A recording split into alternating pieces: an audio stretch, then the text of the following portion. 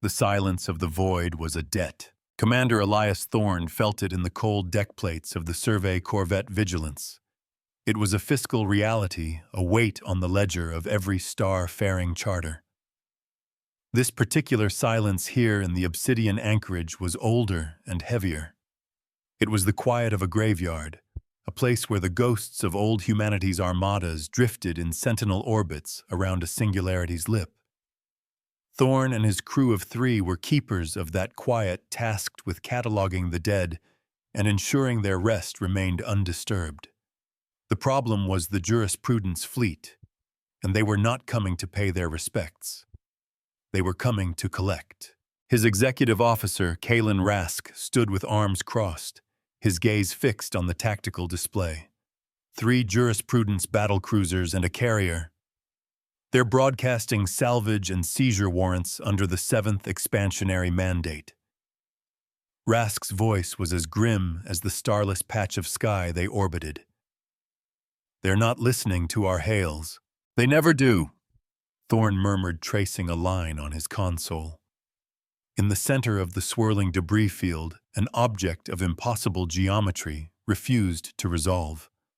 It was colder than the void around it, a sliver of perfect black that drank light and gave nothing back. It was the reason they were all here. They called it the Anchorite. The law was only as strong as the will to enforce it. From her sensory station, Specialist Jaina Olaru's voice was a thread of awe. Commander, the signal is still present. A repeating null space query. It's not energy, not radiation. It's a structured absence. It's asking a question. A question we can't answer, Rask grunted. Not before Valerius and his legal eagles start quoting precedent with plasma cannons. Thorne felt a familiar tension coil in his gut. The jurisprudence saw law as a tool for acquisition, a hammer to smash any nail that protruded. He saw it as a shield, a framework for mutual existence. The Anchorite was a piece of history, a relic from the age of humanity's saints and terrors, not a prize to be cracked open. Its sigil, a stark image of a balanced scale held within a circle, was a symbol every cadet learned and promptly forgot. Now it hummed in his mind, a silent chord of warning. The ship's AI logos manifested its presence as a subtle shimmer in the air beside Thorne's command chair. Its synthesized voice was calm, a river of pure data flowing over the jagged rocks of their reality. Commander, my calculations give us a 97.3% probability of catastrophic mission failure if we engage the jurisprudence fleet directly. Their force projection exceeds ours by a factor of 60. I'm not interested in a direct engagement, Logos, Thorne said, his eyes never leaving the cold shape on the main viewer. I'm interested in answering that question. A decision made in silence echoes the loudest. A young family huddled in the observation lounge of Waystation Epsilon, a civilian hub just beyond the Anchorage's exclusion zone. The father held his daughter, pointing a hopeful finger at the distant speck of the Vigilance. They're the wardens, sweetie. They keep the old ghosts from waking up. The mother, however, watched the incoming jurisprudence signatures on the public display, her expression tight with a fear that knew the difference between wardens and wolves. She knew that some ghosts were better left sleeping, but some wolves were worse. Rask paced behind the command chair, a caged tiger in the small confines of the bridge. Elias, this is suicide. We're a survey ship. We have a geological scanner and 2-point defense lasers. They have fleets. Archon Valerius is known for his thoroughness. The word hung in the recycled air, a polite term for brutality. He's also known for his rigid adherence to the letter of the law, Thorne countered, leaning closer to Olaru's station. Jaina, tell me about the question. What is its structure? Olaru's fingers danced across her console, her eyes wide with academic fervor. It's a cascading ethical problem, Commander, a legal labyrinth. It begins with a simple premise. A society has a law, but the means to enforce it are lost. A greater power arrives offering enforcement in exchange for sovereignty. Does the society accept you cannot count the cost of a soul? Thorn felt a chill that had nothing to do with the ship's life support. This wasn't a distress call. It was a test. And the question cascades from there. Infinitely, Olaru confirmed. Each answer unlocks a more complex scenario. Corporate law, military ethics, resource allocation, the rights of synthetic intelligence versus organic life. It's the entire library of old humanity's legal and moral philosophy condensed into a single interactive query. Logos interjected its synthesized voice devoid of emotion, but carrying an undeniable weight. The processing power required to formulate a coherent response through all 72,000 known ethical forks would take this vessel's core computer approximately 400 standard years. Rask threw his hands up. There you have it. We can't answer it. Let's send them the data log our protest and get out of Valerius's way before he turns us into a legal footnote. But Thorn was shaking his head. He looked at the sigil of the scales on his screen, then at the advancing fleet. They were brute force. They were the hammer looking for a nail. This relic, this anchorite, was something else entirely. It wasn't a weapon waiting to be fired. It was a judge waiting for a case. A mirror shows you only what you bring to it.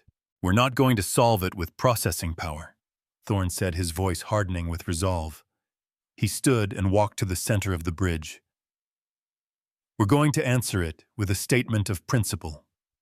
Logos open a direct channel to the anchorite. Use the query's own resonance frequency. I'm going to give it our answer. Rask stared at him aghast. You're going to talk to it, Elias. It's a 10,000-year-old derelict. It's a relic of old humanity, Kalen. And it's not derelict.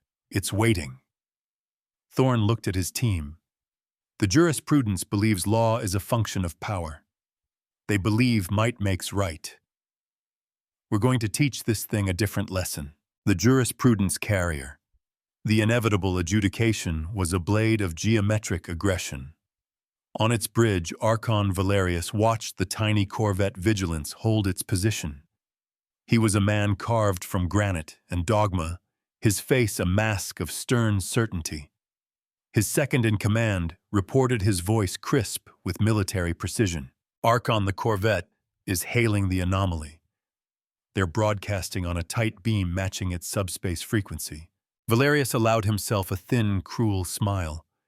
They are supplicants begging a dead god for a miracle. Let them. Record their transmission. It will serve as evidence of their interference with a legal jurisprudence salvage operation. Prepare the seizure teams and ready the primary lances. His gaze was cold. We will show them the true meaning of judgment. The deepest truths are written in math. On the Vigilance. Thorn stood with his eyes closed, his hands resting lightly on the command console. He was not just sending a message. He was projecting a philosophy, the core tenet of his command and his life. He wasn't trying to answer the 72,000 forks of the ethical labyrinth. He was providing the axiom from which all other answers could be derived. We are the crew of the corvette Vigilance. He broadcast his voice calm and steady, a single stone dropped into a silent pool. We are stewards of the common rule. Our principle is this law is not a tool of the strong to be used upon the weak. It is a shield for the weak to hold against the strong. It is a system of mutual obligation, not a charter for conquest. Sovereignty is not a commodity to be traded for security. It is an inalienable right and the foundation of justice. He paused, the silence on the bridge absolute. Olaru held her breath. Rask stood frozen. We do not seek to control you. Thorn continued, his voice ringing with a conviction he hadn't realized he possessed. We seek to understand. We do not demand your power. We ask only to stand witness. That is our answer.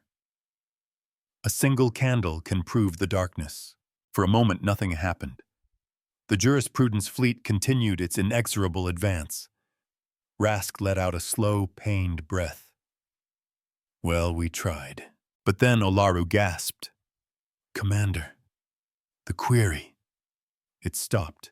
On the main viewer, the sliver of absolute black began to change. Hairline seams of pale white light traced across its surface, forming a complex lacework of circuits and conduits. The cold spot in the void suddenly radiated a gentle, almost imperceptible warmth. The sigil of the balanced scales flared into existence on its bow, a beacon of soft silver light. The silence was broken by a new voice, a voice that spoke not through speakers, but directly into their minds, a resonance of ancient machinery and timeless thought. Statement of principle accepted. Axiom coherent. You have taught. Now we shall measure. The anchorite was awake. And its name was not anchorite. As its systems came online, a designation bloomed on their screens, translated from a language 10 millennia dead. It was the Saint of Measures. Archon Valerius watched in stunned disbelief as the relic awoke. Its energy signature was off the scale, a colossal power source, coming online with impossible speed. What is this? What have they done? He demanded, his composure cracking for the first time. Sir, its internal systems are... They're not weapons arrays, his sensor officer stammered. They are registers, calculators, Borse engines. It appears to be an archive. Valerius's eyes narrowed. An archive of that era was more valuable than 1,000 warships. It contained the secrets of old humanity's technological miracles. It is a prize, then. All ships fire a warning shot, a disabling volley. I want that relic intact. Never mistake a calculation for a conscience. The jurisprudence cruisers obeyed. Lances of brilliant plasma and swarms of kinetic slugs screamed across the void toward the Saint of Measures and the tiny vigilance huddled beside it. Brace for impact! Rask roared, his professionalism taking over. But the impact never came. The Saint of Measures did not raise shields in any conventional sense. Instead, it projected a vast, translucent field around itself and the vigilance. The field was a lattice of light, a three-dimensional grid that pulsed with soft energy. As the plasma bolts and kinetic slugs hit the field, they did not explode. They vanished. Olaru stared at her console, her face pale. Commander, they're gone. The energy, the mass, it's just gone. Logos spoke, its voice carrying an inflection that might have been surprise if it were capable of such an emotion. Correction. The energy and mass have not vanished. They have been recorded, quantified, entered into a ledger. Thorn watched the lattice of light, his heart pounding. He remembered the lore stamp from the Academy, a line from a forgotten text about the Saint-class vessels. It teaches by numbers and remembers by ledgers, never by collars. This was not a ship of conquest. It was a ship of consequence. A debt is a promise of a future payment. On the bridge of the inevitable adjudication, a sudden alarm blared. Archon unidentified energy surge building within the anomaly's projection field. Report, Valerius snapped. It matches the exact energy signature of our own weapons fire, sir. It's a perfect mirror. Before Valerius could issue another order, the lattice of light around the Saint of Measures contracted. Then it pulsed, and from its surface erupted the exact same volley that the jurisprudence fleet had fired, perfectly replicated. The plasma lances and kinetic slugs did not fly back wildly. They were guided with impossible precision. They did not target command bridges or reactors. The mirrored plasma bolts struck the primary weapon arrays of the jurisprudence cruisers, melting them into slag. The kinetic slugs, guided by an intelligence that calculated vectors to the millimeter, slammed into engine manifolds and sensor domes. It was a perfect proportional response. They had fired a disabling shot, and in return, their ability to fire was disabled. The three battlecruisers and the carrier tumbled, crippled and silent, their offensive capabilities surgically excised. They were adrift. Valerius stared at his tactical display, at the red icons indicating his fleet's impotence, and his face was a mask of cold fury. He had been weighed, he had been measured, and he had been swooned wanting. The universe does not forgive. It only balances. Thorn watched the silent, crippled fleet, his knuckles white where he gripped the console. The sheer, elegant power of the act was terrifying. The Saint of Measures hadn't destroyed them. It had merely returned what they had sent, a perfect reflection of their own hostile intent. It was justice delivered not by a sword, but by a scale. "Logos, what is the status of the Jurisprudence fleet?" he asked, his voice hoarse. "Their weapon and primary propulsion systems are offline. Life support appears intact. They are functionally disarmed, but not destroyed." The response was equitable. Rask let out a shaky laugh. Equitable? It just neutered 3 battlecruisers and a carrier without taking a scratch. That's more than equitable. That's a miracle. The voice of the Saint of Measures filled their minds again, serene and implacable. The first entry is made. The ledger is open. A debt of aggression has been incurred. A payment of capability has been rendered. The balance is held. Thorn knew this was only the beginning. They had awakened a power from a forgotten age, a force that operated on principles this modern galaxy had long since abandoned. They had not claimed a weapon. They had inherited a responsibility. The obsidian Anchorage was no longer a graveyard. It was a courtroom, and court was now in session. Justice is the ghost of a perfect calculation. Archon Valerius was not a man to accept defeat. His ship was wounded, but his will was iron. "Get me the 7th Fleet," he snarled to his communications officer. "Relay my authority codes. I am declaring this relic a rogue weapon of old humanity. I am invoking the containment protocol. All assets are to be mobilized. I will have that ship if I have to crack this system in half." He saw the relic not as a judge, but as the ultimate tool of enforcement, and he would possess it. The Vigilance received the Jurisprudence's fleet-wide broadcast. Rask's face went pale.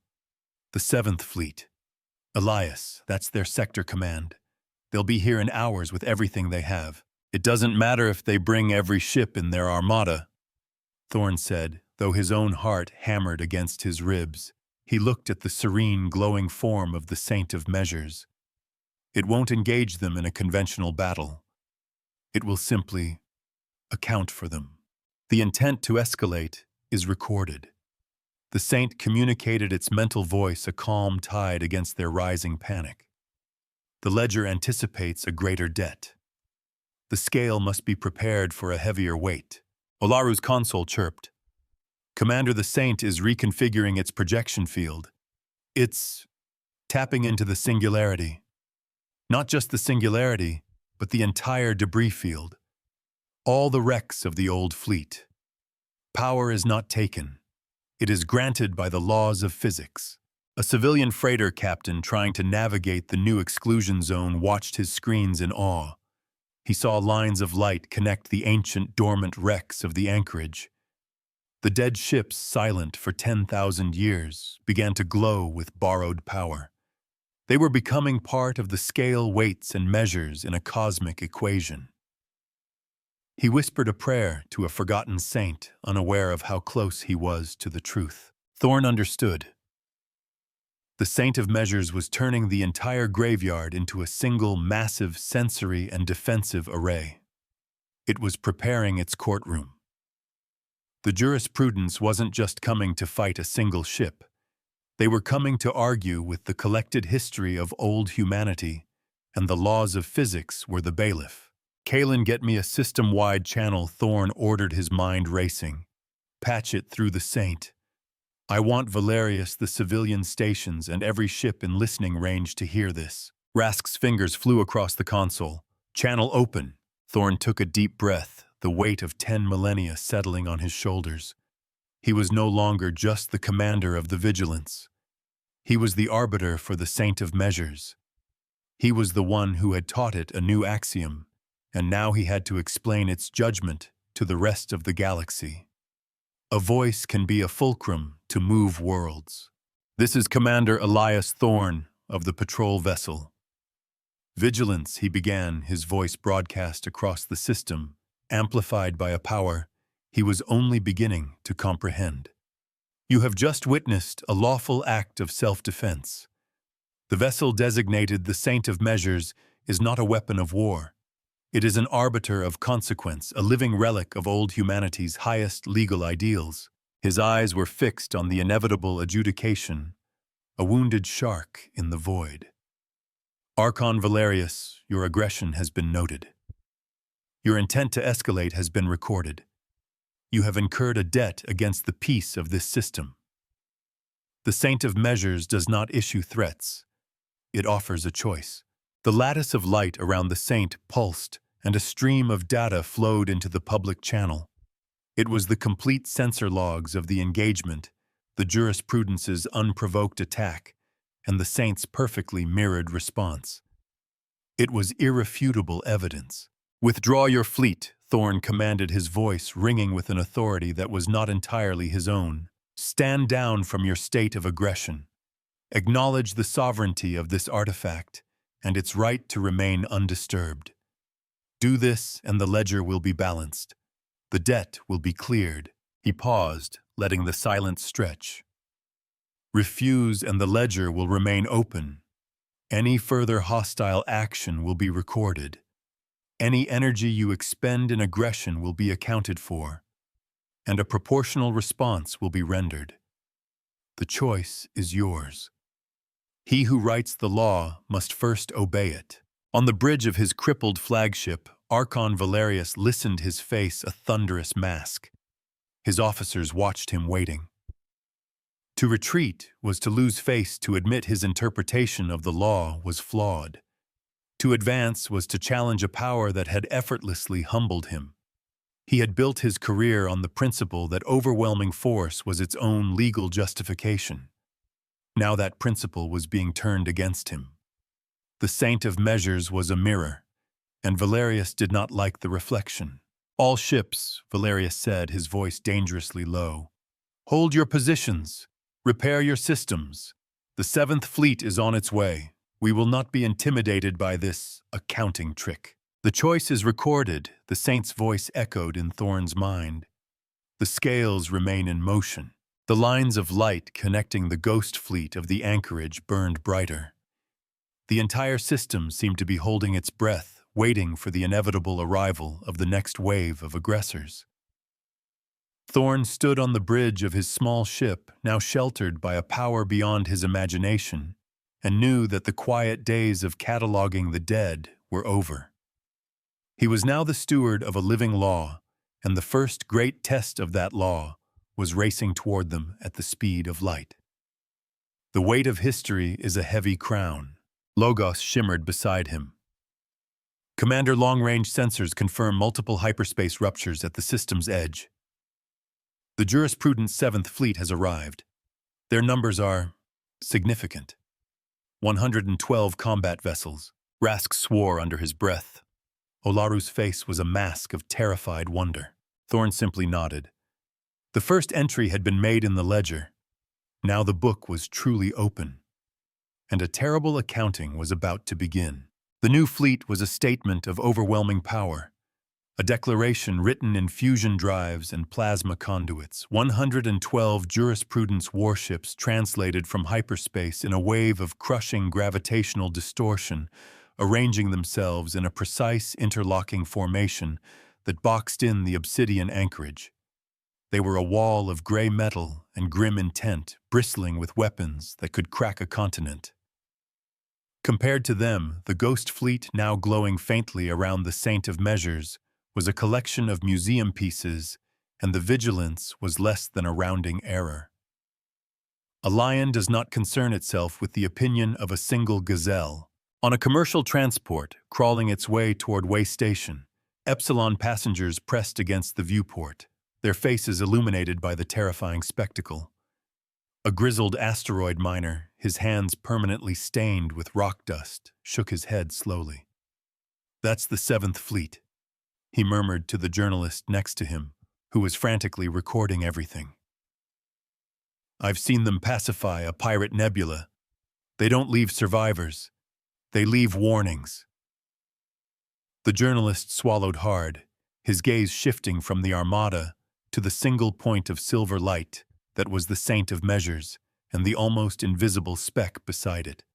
It was the most unequal fight he had ever seen. "They're hailing us," Olaru announced, her voice tight. "Fleet-wide Priority 1 channel. It's the new flagship, the inevitable sentence." On the main viewer, the face of a new Archon appeared. This was not Valerius. This was a woman with eyes like chips of ice and hair the color of iron. Her insignia denoted her as Fleet Archon Terran Kale. She was the commander of the entire Seventh Fleet, and her expression was one of bored, lethal impatience. "Corvette Vigilance," she began, her voice a clipped instrument of command. "You are aiding and abetting a rogue old-world weapon system in defiance of a lawful jurisprudence mandate. You have been designated a hostile combatant. Surrender your vessel and your crew for judgment. You have 5 minutes." The transmission ended. No negotiation. No discussion. Just the cold math of a countdown. You cannot argue with an avalanche. Rask ran a hand through his hair. 5 minutes. They're not even going to listen. They're here to execute a sentence that's already been decided. Thorn met his exo's gaze, his own calm a stark contrast to the tension on the bridge. They think they're the court. They think they're the judge. But they're just the plaintiff, and they're presenting their argument with threats. He turned to the empty air where Logos resided. "What is the Saint's status?" "The vessel is performing a continuous system-wide calculation," the AI responded. "It is modeling the energy potential of the jurisprudence fleet. It is also deepening its connection to the singularity. It appears to be preparing for a significant energy event." "It's preparing to fight," Rask said. "No," Thorn corrected softly. "It's preparing to listen, to measure. A true judge does not speak. He listens until the truth is the only thing left to be said." The 5 minutes elapsed in suffocating silence. Archon Kael did not hail them again. Instead, her fleet acted. In perfect unison, the forward batteries of all 112 warships opened fire. It was not a volley. It was a deluge. A tidal wave of plasma particle beams and kinetic munitions surged across the void, a directed supernova aimed at the heart of the Anchorage. The sheer energy release bleached every sensor on the Vigilance. "Brace!" Rask yelled, a useless but necessary reflex. The wave of destruction hit the shimmering lattice field of the Saint of Measures. But this time there was no mirror. There was no reflection. The energy simply vanished into the field. The lattice glowed brighter, the lines of light connecting the ghost fleet turning from a soft silver to a blinding white. The torrent of fire continued unabated, a relentless pounding against a shield that did not resist but merely accepted. On the bridge of the inevitable sentence, Archon Kael watched her tactical display with grim satisfaction. "Energy absorption is finite," she stated to her command staff. "The relic is acting as a capacitor. Continue firing. Overwhelm its storage capacity. When it detonates, the shockwave will be educational." Her strategy was simple brute force applied with such overwhelming totality that no defense could withstand it. But Olaru was seeing something different on her screens. "Commander, the field isn't buckling. It's distributing the load. The energy is being funneled, channeled from the wrecks down into the singularity itself." She looked up, her eyes wide with a terrifying realization. "It's not storing the energy. It's feeding the black hole.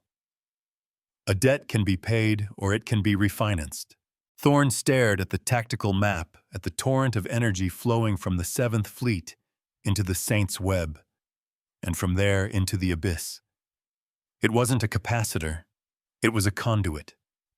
The jurisprudence thought they were filling a bucket, but the Saint of Measures had opened a door to the ocean. The ledger records the expenditure, the Saint's mental voice intoned calm as a placid sea, even as a hurricane of energy washed over it. Debt against the common peace principle increased. Interest is now accruing. The jurisprudence fleet fired for 3 solid minutes. The energy they expended was enough to scorch the surface of a planet, to boil away its atmosphere and crack its crust. And the Saint of Measures accepted it all. It drank their rage and their power, and the singularity at the heart of the Anchorage spun just a little faster. Then the firing stopped. The sudden silence was more jarring than the noise. On Kyle's bridge, a sensor officer spoke, his voice wavering. "Archon, the relic's energy signature is stable. It shows no signs of overload. All incoming energy has been shunted." Kale's face remained impassive, but a flicker of doubt entered her eyes. Analysis. It appears to have used the singularity as a heat sink of infinite capacity, the officer reported. Our attack has had no effect on the relic itself. We have, however, significantly increased the gravitational pull of the black hole. To wield great power is to accept great consequence. Thorne felt a tremor run through the vigilance. Not from an impact, but from the deck plates themselves. The very fabric of space-time was groaning under the strain. "Logos, what's happening?" "The gravitational balance of the system has been altered, Commander," the AI stated. "The jurisprudence fleet expended a mass energy equivalent to a small moon. The singularity has absorbed this. The orbits of all objects in the Anchorage are decaying, including ours." Rask stared at the navigation display, where their projected orbital path now curved sharply toward the singularity's event horizon. It used their attack to change the battlefield. It's pulling them in. The voice of the Saint of Measures returned, and there was a new quality to it, a resonance of immense, coiled power. The debt is now due. The plaintiff has presented their argument. The court will now present its finding. The lattice of light pulsed not with a reflection of the attack, but with a complex wave of gravitational energy. It was not a weapon. It was a judgment. Across the jurisprudence fleet, alarms shrieked. "Archon, we're losing orbital velocity," an officer shouted on Kyle's bridge. "Our engines. They can't compensate for the new gravitational gradient." "Full power to engines," Kale commanded, her voice like steel. "Maintain formation," but it was too late. Their own expended energy had become their prison. They had dug a gravitational well so deep that they were now struggling to climb out of it. The Saint of Measures, along with the Vigilance and the Ghost Fleet, remained stable, held in a pocket of balanced gravity by the relic's impossibly advanced technology. But the 7th Fleet was sliding slowly but inexorably toward the black hole they had fed. "The chains you forge for others you must also wear. They're trapped," Olaru whispered, watching the enemy fleet struggle against an invisible tide. "They can fight it, but every second they burn their engines, they're just spending fuel. They can't escape." Thorne watched the unfolding scene, a cold knot in his stomach. The Saint had not fired a shot. It had simply allowed the jurisprudence to author their own defeat. It was a perfect, terrifying act of justice. He remembered the Academy lecture, the forgotten lore about these ancient ships. This Saint ship teaches by numbers and remembers by ledgers, never by collars. It hadn't enslaved them with tractor beams or ion nets. It had presented them with a bill for their own actions, and the cost was the physics of the universe itself. Archon Kale, however, was a creature of pure resolve. She would not accept a defeat engineered by metaphysics. "Launch interceptors and heavy fighters," she ordered. "If our capital ships are constrained, our strike craft are not. Target the relic. Find a weakness, a physical vulnerability. She was shifting her strategy from overwhelming force to a focused surgical strike. A cornered animal is the most dangerous. Swarms of small, agile strike craft erupted from the carrier bays of the struggling fleet. They were less affected by the gravity gradient, their powerful thrusters allowing them to fight the tide. They streaked toward the Saint of Measures, a cloud of angry hornets. Incoming strike craft. Rask reported, his voice grim. Hundreds of them. The Saint's field may stop energy, but what about solid objects at high velocity? This was a new test, a new question for the ancient machine. Thorn held his breath. The Saint did not erect a new shield.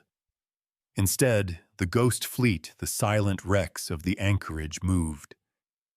With a grace that belied their age and mass, they shifted their positions, maneuvered by the same gravitic control the Saint exerted over the battlefield. They didn't power up weapons. They simply became a physical maze, a three-dimensional labyrinth of dead hulls and shattered armor plate. A shield can be a wall, or it can be a path. The jurisprudence fighters, expecting a clear run, suddenly found themselves navigating a dense, complex debris field that was actively reconfiguring itself. They swerved and dodged, their pilots cursing, as ancient battle cruisers drifted into their paths, forcing them to break formation. It was a masterful, bloodless piece of area denial. The dead were protecting the living, but a few got through. A squadron of elite interceptors, their pilots the best in the 7th Fleet, found a gap and accelerated their cannons, spitting coherent light. Minor physical impact, anticipated, the Saint communicated. Acceptable cost. The energy bolts and micro-missiles slammed into the silver hull of the Saint of Measures. For the first time, the relic took damage. Explosions blossomed against its flank, scoring the ancient metal, leaving ugly black scars on its pristine surface. On the Vigilance, a power surge from their link to the Saint blew out a secondary console, showering Olaru's station with harmless sparks. The cost of victory was beginning to be felt. Damage report, Thorn snapped. Superficial damage to the Saint's outer hull. Olaru replied, batting away a wisp of smoke. Our own portside power conduit is fried. We're on emergency backup for secondary systems. We're wounded but alive. Thorn looked at the scars on the ancient ship. They were like wounds on his own skin. The jurisprudence had finally drawn blood. It was a small victory for them, but it changed the equation. The perfection of the Saint's response was broken. It was vulnerable. A price must be paid for every action. Archon Kale saw it too. Focus fire on that damaged section, she commanded her scattered fighter wings. It can be hurt. Concentrate all forces on that vector. The remaining fighters regrouped, forming a spear aimed at the fresh wound. This was the moment of truth. The moment of escalation where the cost would be truly counted. It can't just keep absorbing physical damage, Rask argued, his voice strained. Elias, at some point it has to either fight back or break. Logos, its synthesized voice cutting through the tension, offered a chilling alternative. Commander the Saint has now absorbed sufficient energy to create a localized event horizon around the jurisprudence fleet, a non-violent but permanent solution. Its calculations suggest this is the most efficient path to conflict resolution. It is asking for your authorization. Thorn felt the universe pivot on that single question. The Saint, this engine of perfect justice, was offering him the power to erase 112 ships and their crews from existence. He could end the threat permanently. It would be an act of self-defense, legally justifiable by almost any metric. But it would be an act of annihilation. A ledger can be balanced by payment or by erasing the debtor.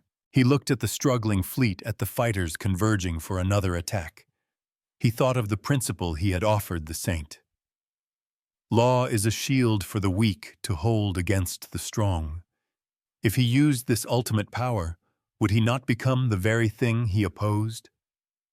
Would he not be using overwhelming force to solve his problem, just as Valerius and Kale had? No, Thorn said, his voice ringing with absolute certainty. We will not answer violence with annihilation. We will answer it with law. He turned to his console, his mind clear.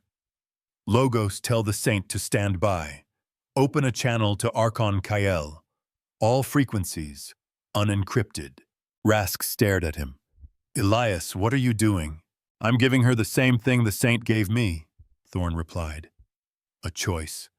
When the sword fails, offer the pen. The face of Taryn Kale appeared on the screen, her expression a mixture of fury and confusion, as her fighters were harried by the dancing ghosts of the Anchorage. Archon Kale, Thorn began, his voice steady. I am offering you terms. Your fleet is caught in a gravity well of your own making. You cannot escape. You can continue to fight, expend your fuel, and consign your crews to a slow death in the dark. Or you can accept judgment. We do not accept judgment from pirates and their ancient toys, she spat. We are not pirates, Thorn countered, and this is not a toy. This is the Saint of Measures, and its measure is now taken. The Saint's mental voice joined his broadcast now for all to hear, a chorus of ancient authority and computational power. The debt is calculated. The sentence is prepared. It is not a sentence of destruction.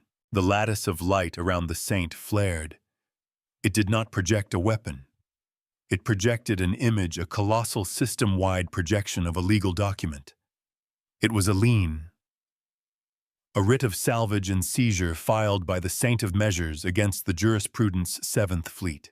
Kale stared at the projection, dumbfounded. It was a perfect jurisprudence legal document, flawless in its structure and language. The charge was reckless endangerment of a stable system and expenditure of military assets in the commission of an unlawful act of aggression. The evidence cited was the 7th Fleet's own sensor logs, which the Saint had flawlessly recorded. The penalty was not destruction. The penalty was the forfeiture of the asset is in the crime. Their energen, a ledger, is the final arbiter of all conflict. Your fleet's energy reserves are now forfeit. Thorn stated, his voice the final seal on the judgment.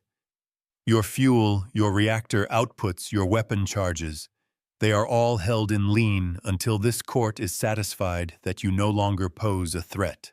The Saint acted. A new wave of energy, subtle and precise, washed over the 7th Fleet.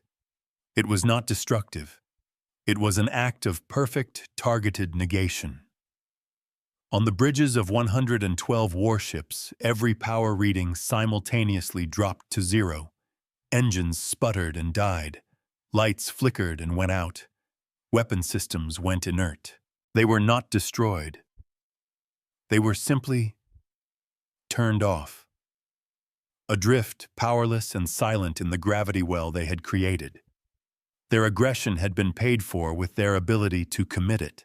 Archon Kael stood on her darkened bridge, the only light coming from the emergency chemical strips, and stared at the ghost of a legal document hanging in the void before her. She had been defeated not by a plasma cannon, but by a point of order. Not by a torpedo, but by a tort. The fighters, their energy reserves also drained, floated harmlessly, their pilots suddenly trapped in silent metal coffins. The great and terrible 7th Fleet was now just more debris in the graveyard of the Anchorage. On the Vigilance, the bridge was silent. Olaru stared at her screens, which showed the entire enemy fleet blacked out. Rask was leaning against a console, breathing heavily, a slow grin spreading across his face. The voice of the Saint of Measures spoke a final time in their minds. Its purpose fulfilled. The ledger is balanced. The aggression is ceased. Stewardship is required. Thorn watched the silent fleet. He felt the immense weight of what had happened settle upon him. He had not sought this power. He had not asked for this responsibility. He had only tried to do the right thing, to answer a question with a principle instead of a threat. And in doing so, he had changed the law of the galaxy. The soft silver light of the Saint of Measures began to dim as its primary systems returned to a state of watchful hibernation. On its flank, the fresh battle scars remained a stark reminder that even perfect justice could come at a price. On Thorn's command console, a single line of text blinked a final entry from the Saint's internal log. It was the official designation for the now powerless 7th Fleet assets seized pending arbitration. Thorn knew his life and the lives of his crew would never be the same. They were no longer simple surveyors. They were the keepers of the scale, the arbiters for an ancient power that had woken to find the galaxy wanting. The jurisprudence would have to answer for their actions, not in a military tribunal, but in a court of cosmic consequence. The precedent was locked. The silence of the void was no longer a debt. It was the sound of justice waiting. I am a reckoning. I am a memory. I am the measure of your soul, and I have found you worthy to hold the scale. But the weight is